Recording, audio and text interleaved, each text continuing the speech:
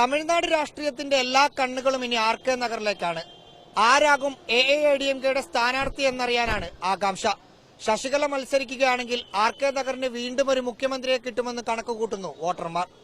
அம்மா மாதிரி பண்புள்ளவங்க பாசமா யார் இருக்காங்களோ அவங்களுக்கு தான் நாங்கள் முதல்ல எங்கள் அம்மா எங்கே இருக்காங்களோ அங்கே தான் போடுவோம். யாரும் முடியாது. ശശികല മത്സരിക്കുന്നതിനോട് ഒട്ടും യോജിപ്പില്ലാത്ത അണ്ണാ DMK പ്രവർത്തകരെയും കണ്ടു. சசிகலா நாங்கள் ஏற்றுக்கிற மாதிரி இல்லை. முன்னாடி எதனா அரசியல் எதனா பிரவேசம் பண்ணி எதனா ஒரு நல்லதோ இல்லை கெட்டதோ பண்ணி தானே பரவாயில்ல. அவங்கள பார்க்குறதே இப்போ தான் ஹாஸ்பிட்டலில் போய் சேர்த்தாங்க. 75 நாளாக இவங்க அட்மிட் ஆயிருந்தாங்க பேஷண்ட்டு. இவங்க நல்லா இருந்தாங்க. இவங்க பார்க்கவும் இல்லையே.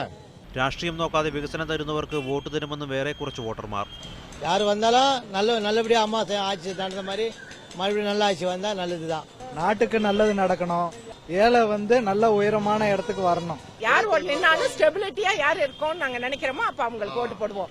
1,74,015 പേർ വോട്ട് ചെയ്ത കഴിഞ്ഞ തവണ 39,545 വോട്ടിനായിരുന്നു ജയലളിത വിജയിച്ചത്.